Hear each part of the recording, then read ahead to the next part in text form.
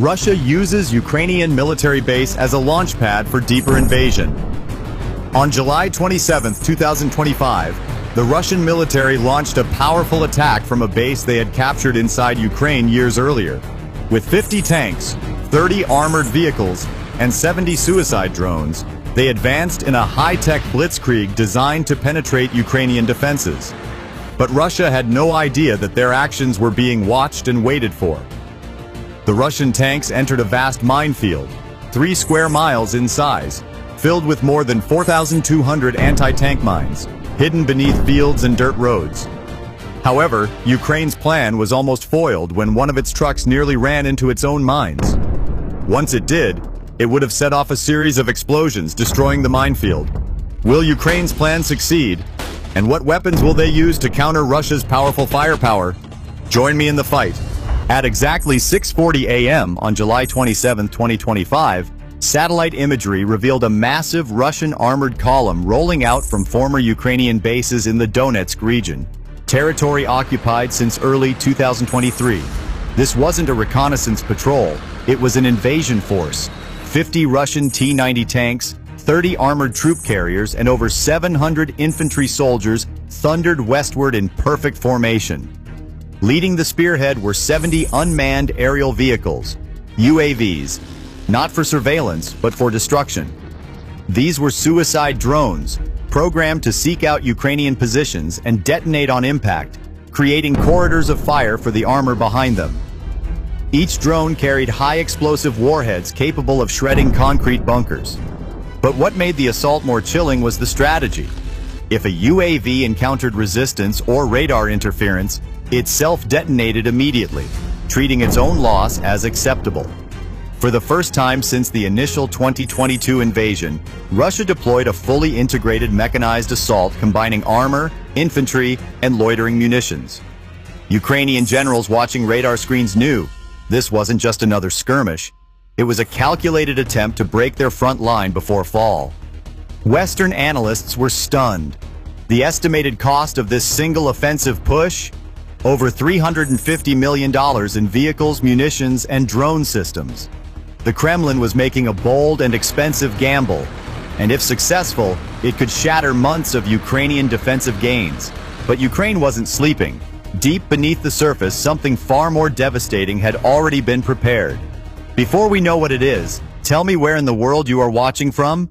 Now let's see what Russia is about to face. As Russian armor roared toward what they believed was an exposed Ukrainian flank, they had no idea they were driving straight into a death trap meticulously crafted over weeks. Under orders from General Mykola Shevchenko, Ukraine's 93rd Mechanized Brigade had transformed a 3-square-mile stretch of farmland into a mine-infested hell zone. Over 4,200 anti-tank mines, disguised beneath fresh soil and crops, were laid in staggered formations to delay, confuse, and destroy. The trap wasn't just explosive, it was psychological. Narrow passageways were left open intentionally, baiting Russian drivers to funnel into safe lanes, only for them to trigger buried sensor-activated mines that detonated under high pressure. Within 4 minutes, 17 Russian tanks were blown into twisted metal, their turrets launched 50 feet into the air. What made this trap so effective wasn't just its engineering, it was the timing. Ukrainian UAVs monitored every movement from above, feeding real-time data to ground commanders. At the perfect moment, they activated electronic triggers to maximize damage. But not everything went as planned. A Ukrainian field unit misread coordinates and nearly sent one of their own resupply trucks into the minefield. The driver slammed on the brakes just 6 feet from the edge. If not for an urgent radio warning from a drone operator above, it could have triggered a chain reaction that would have compromised the entire trap. It was a terrifying reminder. Even the best-laid defenses can collapse from within. But that day, Ukraine held the line. And Russia, charging blindly into open ground, was now bleeding metal, fuel, and men into a field that had just rewritten the rules of modern land warfare. Like, subscribe, and join me as we witness the Russian weapon of destruction. The smoke was still rising from the Russian wreckage in the minefield when the second wave of Ukraine's defense came thundering in.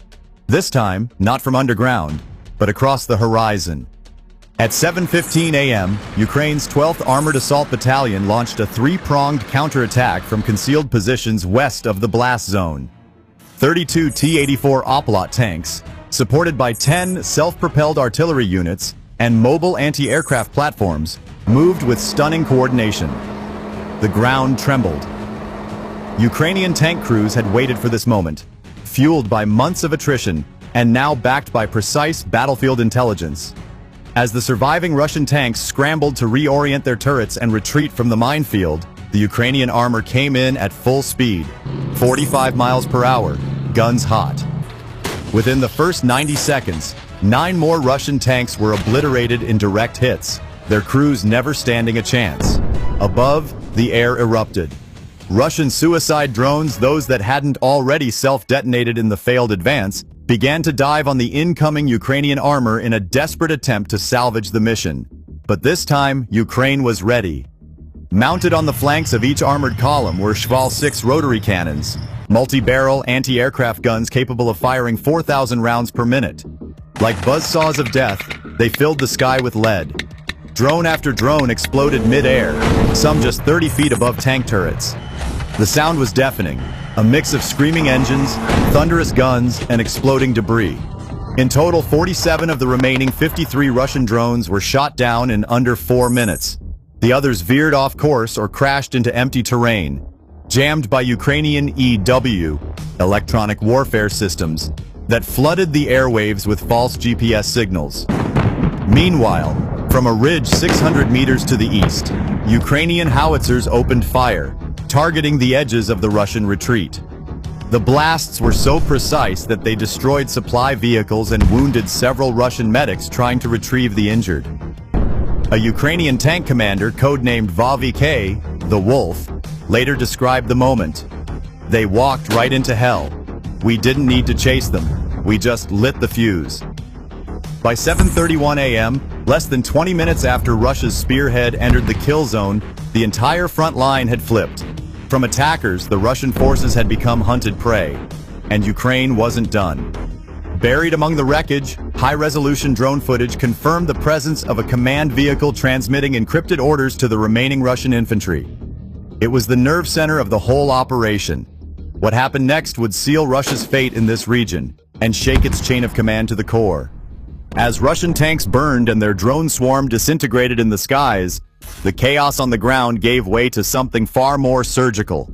At 7:35 a.m., with the Russian spearhead crippled, 850 Ukrainian infantry troops who had been silently lying in wait began to move. These were no regular foot soldiers. Split into 7 fire teams, they included elite sharpshooters, anti-armor specialists, and electronic warfare units. All had been concealed in pre-dug trenches, abandoned farmhouses, and dense tree lines bordering the kill zone. The operation had a code name: Operation Frosthook. Its purpose was simple: strike once the enemy was disoriented and leave no chance for recovery. As the remaining Russian infantry dismounted from their damaged vehicles, seeking cover and trying to regroup, Ukraine's fire team sprang into action. Dozens of RPG-29 launchers fired in rapid succession, targeting command trucks and armored personnel carriers. One direct hit ignited a Russian ammo truck, sending a fireball 3 stories high and showering flaming shrapnel across a 100-yard radius. Simultaneously, snipers with thermal scopes picked off Russian squad leaders attempting to rally troops. In less than 6 minutes, over 110 Russian soldiers were killed or incapacitated.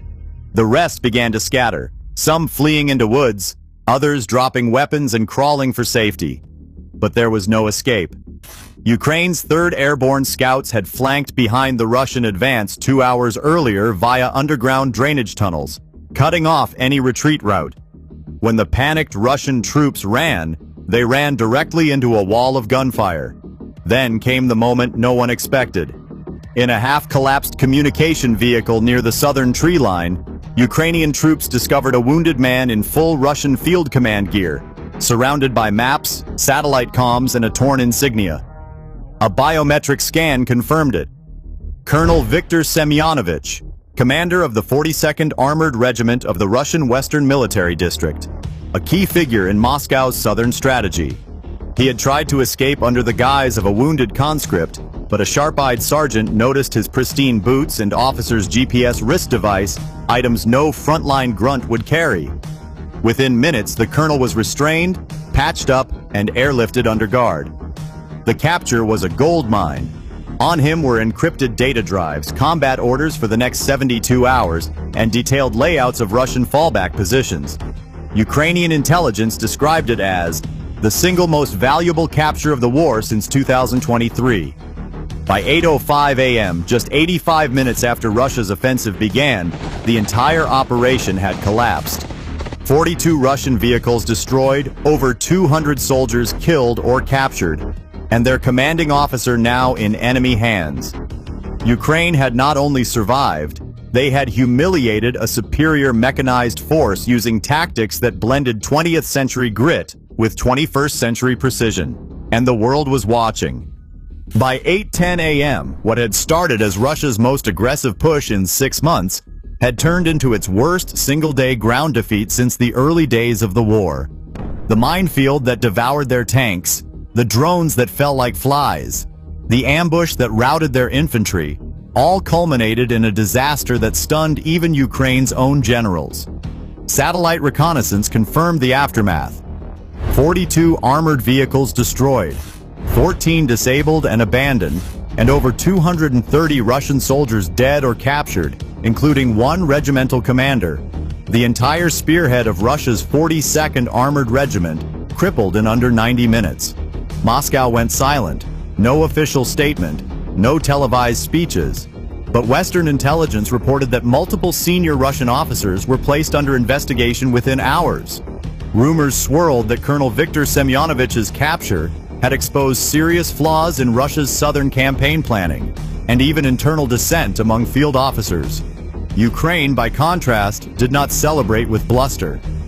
At the Mykolaiv military hospital, medics treated both Ukrainian and Russian wounded.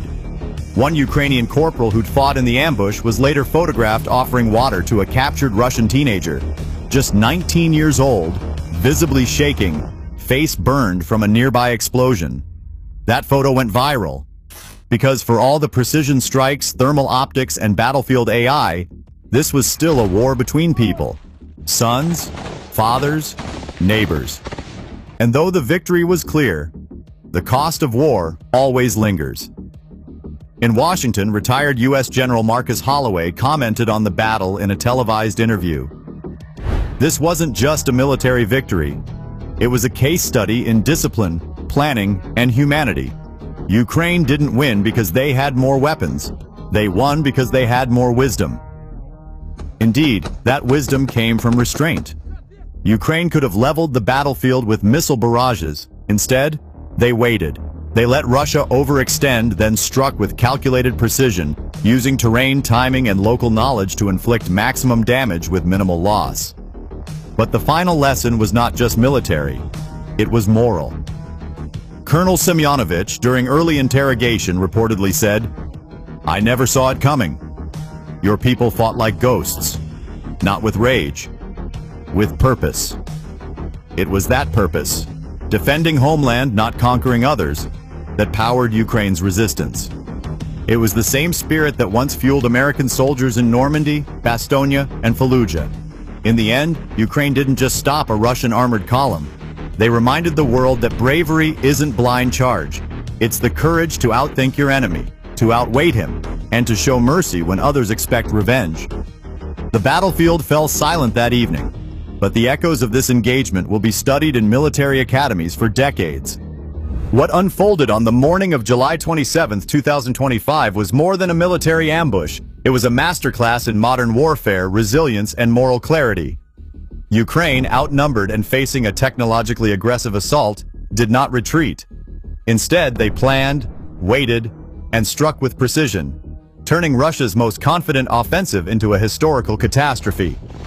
In just 85 minutes, Ukraine neutralized a regiment's worth of Russian armor, eliminated hundreds of enemy troops, and captured a commanding officer holding the keys to Moscow's battlefield plans. The cost to Russia was staggering. Over $350 million in destroyed assets, critical intelligence lost, and their aura of dominance shattered. But perhaps the most powerful victory was unseen, the triumph of values over violence. While missiles roared and drones fell from the sky, Ukraine chose not vengeance, but strategy.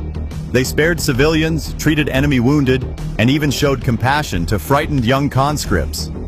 This war, brutal and relentless, is not fought by monsters. It is fought by human beings, some misled, others defending home.